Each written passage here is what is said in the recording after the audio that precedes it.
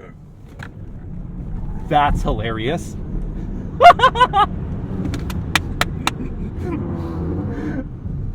I love it, David. Hey crew, I've got the key to that Lucid Air Sapphire. We are gonna take it for a drive, can't wait. But first, let's check it out. It looks on the inside and outside. The Sapphire is the new performance brand for Lucid, and this is the range-topping Air. You're gonna tell it apart from the other versions of the model by this extended front splitter. Very subtle. Car is cooling itself off right now. Lucid is still imprinted there. The daytime running light is still coming across the face, still have projector LED headlights and these vertical LED fog lights. These have some functional vents down there at the corners, and then here's some airflow that comes in through the headlights and off over the hood. This paint job is called Sapphire Blue, and it is bespoke to the Lucid Air Sapphire. You're not gonna see this color on any other car. This is a big difference visually compared to the other Lucid Air models, the wheel set. So they're a staggered setup, two 65 section front tires, Michelin Pilot Sport 4S's, and then two 95 at the rear. Those are wrapping over 20-inch front wheels and 21-inch rear. I like this open design with the gloss black and then the brushed metal up there. Within those, we've got 10-piston Akebono carbon ceramic brakes with blue painted calipers. There are some vents coming off of the front wheel arches and those extended front fender, or front and rear fender flares. The outline of the Bear insignia, carbon fiber for the mirror caps, gloss black for the window trim. I'll step back as far as I possibly can. I've got a bush behind me. And you can see this car has been lowered. It also has a wider front and rear track. And you'll also notice that the roof is still in a contrasting color in black, but it is not a glass roof. It is now an aluminum roof to lower that center of gravity and save that weight.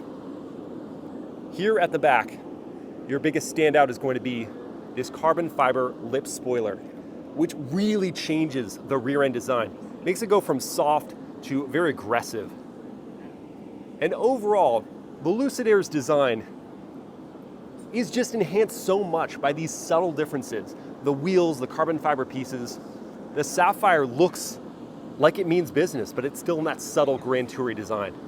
Let's check out the interior next. Opening up and looking inside at what they call the Mojave design theme of alpaca wool and leather in gray.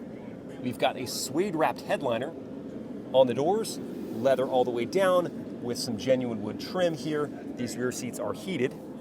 I'll step inside, and behind my own seat at 6 feet tall, I've got so much legroom here. There are no real foot pockets, and so my thigh support isn't great with the batteries underneath the floor. My headroom though, check out my sunglasses here, is good, and that is a huge difference between the standard Lucid Air and the Sapphire. With the metal roof, I get that extra bit of clearance with the glass now not there. So this is gonna get the thumbs up from me. In the middle, we've got air vents, we've got a climate control setup. Here are the rear heated seat portions, and then slide this open for a bit of storage. And without this armrest down, you could fit in the middle seat. And the car is wide enough, there go my sunglasses, for 3 full-size adults to fit, though this person really lacks the legroom. Let's check out the front. No need to slam the doors closed because we've got the soft close feature. The door handles have popped out right now to ease your entry, but they go flush mounted when the vehicle is locked. The front seats, here's another difference. They've got additional upper and lower bolstering to keep you snug in place, and it just looks cooler. On the doors, you've got leather up top, suede here for the armrest, and then more leather down low and wood for one-touch windows, power adjusting, and power folding door mirrors. Oh, and the Sapphire tread plate. Stepping inside, closing up that door, letting it do its thing. By the way, the trigger for the door open, or the door open, is a trigger style pull. I love that. The steering wheel on the Sapphire is suede wrapped with a flat bottom to it. It does feel great in the hands. And then beyond the wheel, we've got this curved display. It's 34 inches with 3 different screens, one there for the gauge cluster, and then the infotainment system, which is decently responsive actually. They must have updated that. Down here, we've got an additional screen for your seat settings, for your climate, and for your drive modes. You can also send it up, pressing and holding there. For some additional storage, we've got 2 couplers here, more storage there, and more in the console. Little Bear insignia there as well. Visibility is a bit obscured at that back pillar, but not terrible. And of course, there's standard blind spot monitoring with rear cross traffic. I think importantly for the Sapphire, they retain all of the nice material qualities here and this kind of clean design, but they add little enhancements like the suede wrapping the wheel and these sporty front seats to make it feel a bit more special. Let's take the Lucid Air Sapphire for a drive next.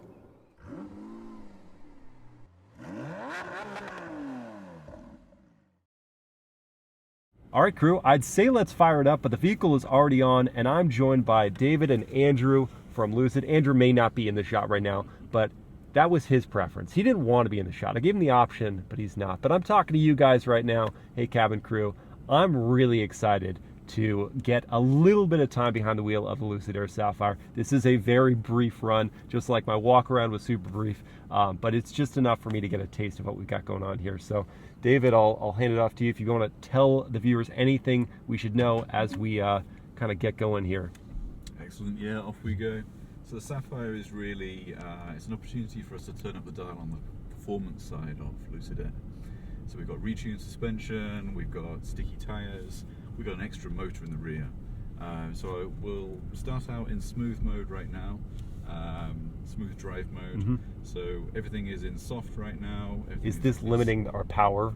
You're limited to around 750 horsepower. Just a casual 750. Yeah, sorry about that. And okay, and I should clarify that that's 750 out of 1,234 horsepower in the Sapphire and 1,430 pound-feet of torque. 1, 2, 3, 4. It's amazing. It's the same combination I have on my luggage. If you know that reference, by the way, then comment, guys, in the video. It's actually 1, 2, 3, 4, 5 is in the movie I'm referencing, but I just love that. 1,234 horsepower is great. 750 is still going to be plenty.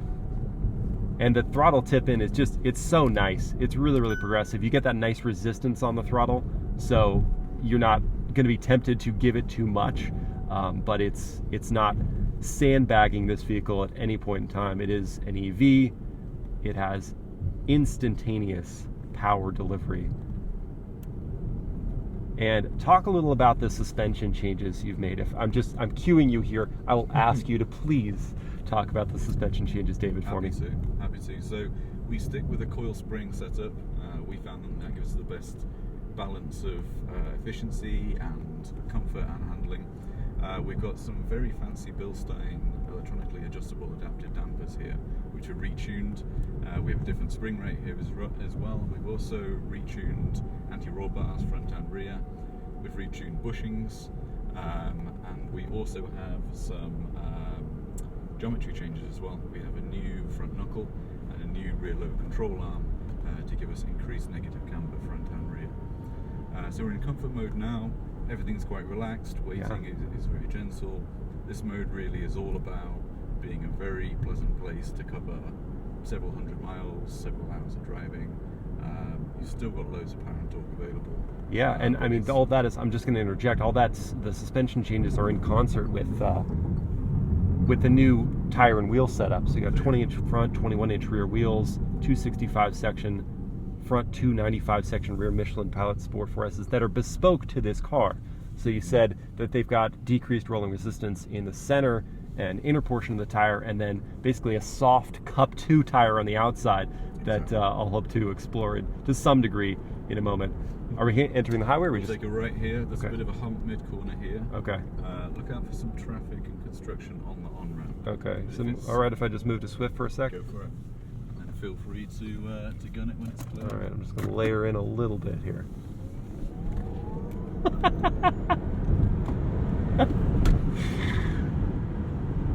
All you need is that. All you need is that little touch right there to understand precisely what's going on here, which is insanity. That's I can't even process that. That's so much power.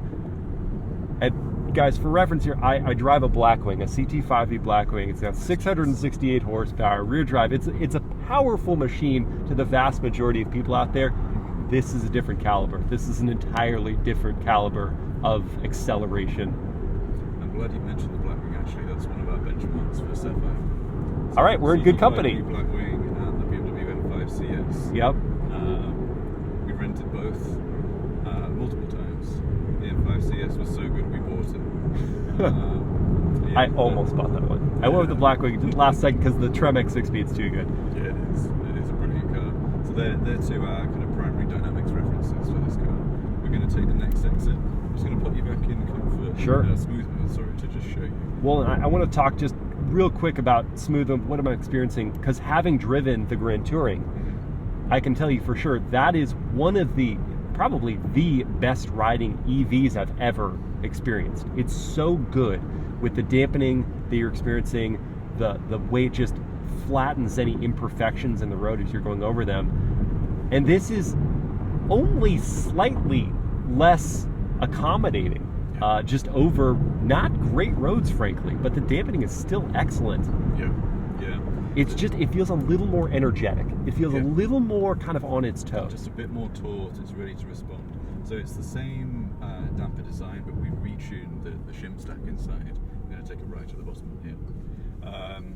So in the base hydraulics, we have a bit more damping all the time. And then on the software control side, because these are electronic adaptive dampers, we changed the damping 500 times per second.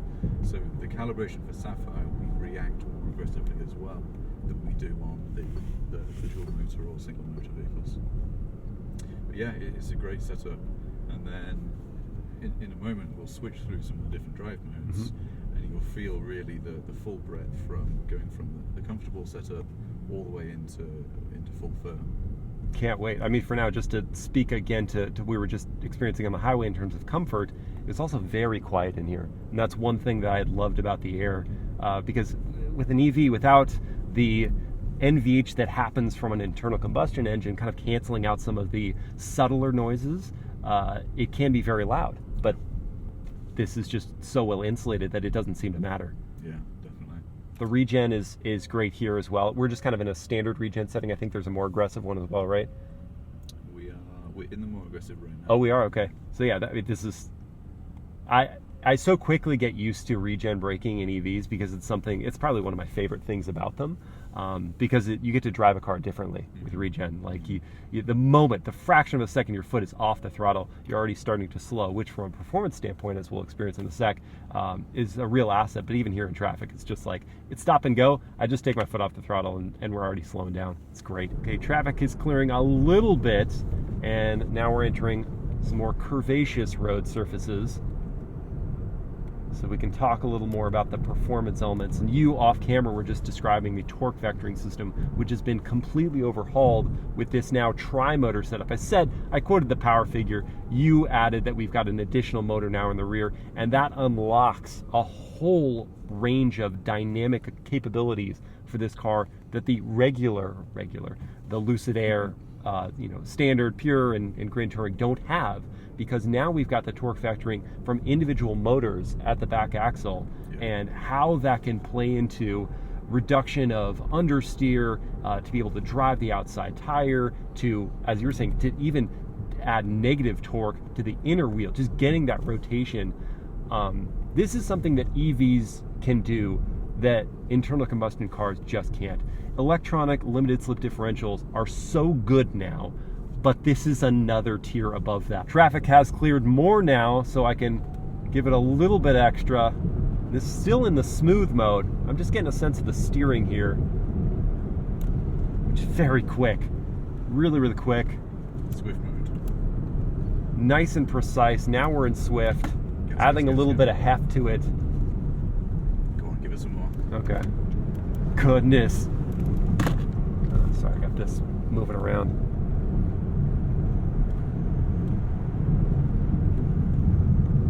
Just the push from the back end is wild coming out of a corner. Seeing a tunnel like this makes me kind of wish for an internal combustion car right now, just by the way. Go and give us one. Yes! Oh, that is amazing. It does feel like you're about to just take off, like rocket ship levels of instant acceleration. That's amazing. Got a tiny little gap in Sapphire mode. Oh my goodness, the torque vector. The torque vectoring, you could genuinely feel it behaving to make it so seamless to do that, right? So I wanted to find that appropriately. I could feel it working, but the effect was completely natural.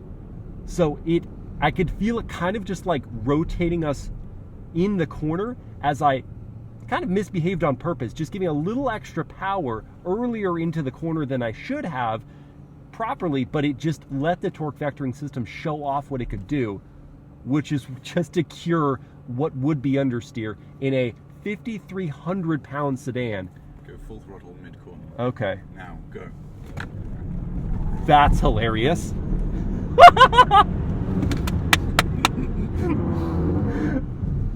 I love it, David. Thank you.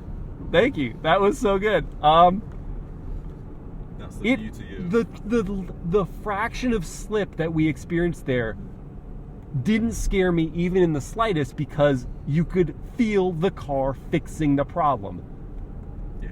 That is ridiculous. That's the beauty of traction control. This is a new development for us, all in-house. It's running on the motors and on our vehicle control unit. It's controlling at about 1 millisecond task rate. It's the team's done an incredible job. Yeah, you could say that they've done an incredible job. I also want to speak to the fact that this is a big difference for me between this car and the Tesla Model S Plaid, and what Tesla did when they came out with that car, going, hey, here's a lot of power, good luck, right? This car, as a difference, you came out with, you said, here's a car with 10-piston carbon ceramic brakes and a traction control system that is specific to this car. It's now in-house as opposed to the Bosch traction control system that's on the other cars that you have. Everything you did for this car is to make it proportional to the straight line speed that you can achieve. And that's so important for folks who don't understand. You hop into a Model S Plaid and you hit the brakes without the track package that they've now offered, and it's terrifying.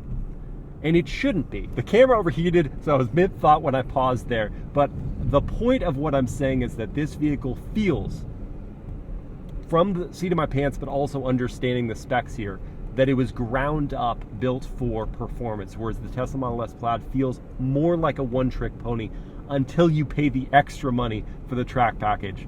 And yeah, I love that. I love that about this car. And we're going to do a 0 to 60 test, real world 0 to 60 test. So do not use this spec as like, oh, this is what a Lucid Air Sapphire can do. No. This is just what I'm going to show you in just a few seconds here. That's why I've got my race box set up, and we'll find a clearing and just let it see what happens when you fully pin it from a stop in the Sapphire. All right, here goes. Foot on the brake in Sapphire, pinning the throttle. Launch is ready. Oh my.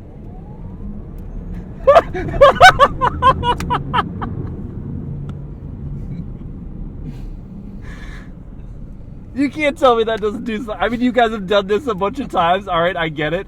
Should I pull off here? Either way. Okay. Where am I right now? 2.16 seconds to 60, folks. 2.16 in a very real-world setting with how much battery left? 50%? Yeah. Yeah, 50% battery. And 3 people in the car. And 3 people, including myself, in the car. It'll do 1.89 in ideal conditions. You're so straight-faced when you say these things. It's just ridiculous. That's absurd, guys. That is ridiculous. And the craziest part is that it doesn't relent. It just continues. It would have just kept going. I could fully believe the 205 miles per hour. I could fully believe the 0 to 100 in less than 4 seconds. That stat is even crazier than the 0 to 60 to me. You could be doing triple-digit speeds in under 4 seconds, in under the time that it takes most very quick sports cars to get to 60. You're already into the triple digits. And after my absurd reaction to that, I also want to mention that with the proportion and with the confidence comes these excellent brakes. And after hitting those insane speeds, you have the regen that is certainly helping, but you also have the confidence of stepping on these carbon ceramics to really scrub that speed. Essential in a vehicle that weighs as much as this, with the momentum that it can generate in seconds. is having great brakes, and these feel good. The brake booster, I don't know if you said this in the video, but you told me that this is tailor-made for the Sapphire, and it does have a different brake feel than the standard Grand Touring, which I found to be a little bit of an odd handoff between the regen and friction braking. Here, it's less pronounced. It's still something you'll have to get accustomed to, but it's much less pronounced than in the Grand Touring and the other versions. So, guys, kudos. This, by the way, guys, I wasn't just praising this car because I've got the Lucid guys with me in the car. This is a genuinely incredible vehicle. So I hope that this little taste, this very quick taste, first drive, gives you that impression, because I'm going to be giddy for the entire drive home and probably into next week. Thank you for watching. And if you did like this video, please like, comment, and share it. Subscribe to the channel and hit the bell to get notified. I'll see you next time. I'm not going to accelerate. Just go back and watch that.